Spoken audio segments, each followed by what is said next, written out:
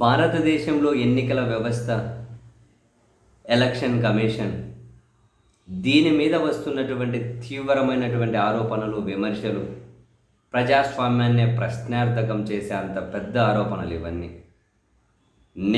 మీరు చేయడం కాదు, ప్రముఖ వ్యక్తులు, పెద్ద వ్యక్తులు, లోక్సభలో ప్రతిపక్ష నేత రాహుల్ గాంధీ గారి దగ్గర నుండి కీలకమైనటువంటి న్యాయ వ్యవస్థల్లో పనిచేసి రిటైర్ అయిన వాళ్ళ దగ్గర నుండి పలు మేధావుల వరకు, పలువురు మేధావులు ఎలన్ మాస్క్ దగ్గర నుంచే దీని మీద ఆరోపణలు చేస్తూ ఉన్నారు కదా. ఆంధ్రప్రదేశ్ శాసనసభ ఎన్నికల ఫలితాలైనా, ఆంధ్రప్రదేశ్లో లోక్సభ ఎన్నికల ఫలితాలైనా, ఒడిశాలో ఎన్నికల ఫలితాలైనా, మహారాష్ట్ర అయినా, హర్యానా అయినా అనుమానాలు, ప్రశ్నలు లేవనెత్తుతూ ఉంటే సమాధానం దొరకలేదు. మిగిలిన వాళ్ళందరూ కనుక కంప్లైంట్లు చేశారు, ఎప్పుడు ఈసీ పట్టించుకోలేదు. కానీ రాహుల్ గాంధీ గారు వరుస పెట్టి దీని మీద విమర్శలు చేస్తూ ఉన్నారు, సంపాదకీయాలు రాస్తూ ఉన్నారు. ఎలక్షన్ కమిషన్కి వారం రోజులు డెడ్లైన్ ఇచ్చారు. మీరు కనుక దీని మీద అనుమానాలు నివృత్తి చేయకపోతే దేశవ్యాప్త ఉద్యమానికి పూనుకుంటాము అని. సో ఇది చాలా పెద్ద రచ్చ అయ్యేటట్లు అనిపించింది.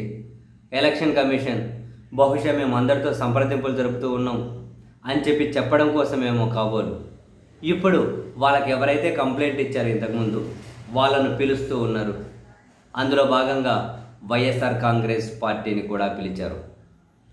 మీ అనుమానాలు ఏంటి అని. ఇప్పుడు 13 నెలల తర్వాతన మీ అనుమానాలు ఏంటి రండి అని.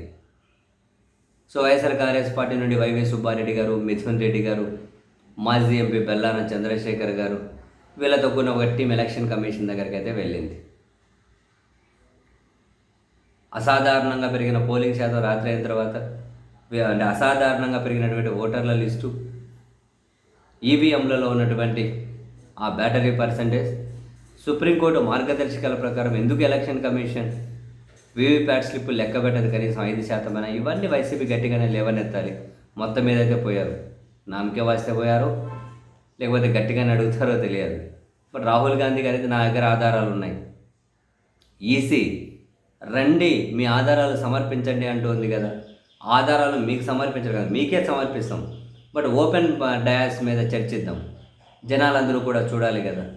మహారాష్ట్ర, హర్యానాలో మోసపూరితంగానే గెలిచారు, ఆధారాలు ఉన్నాయని చెప్పి ఆయన పదే పదే చెబుతూ వస్తూ ఉన్నారు.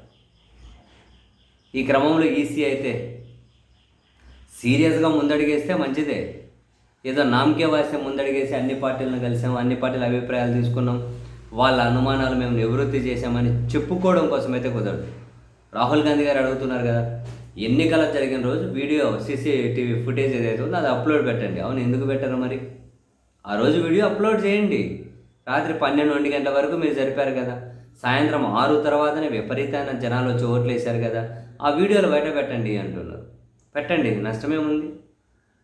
లాస్ట్లో అనూహ్యంగా అంత ఓట్ల లిస్ట్ ఎట్లా పెరిగిందో చెప్పండి, బయట పెట్టండి. వైసీపీ కూడా అదే అడగాలి ఎలక్షన్ కమిషన్ దగ్గరికి వెళ్ళి. చూడాలి మరి ఏమడుగుతారా ఏంటని.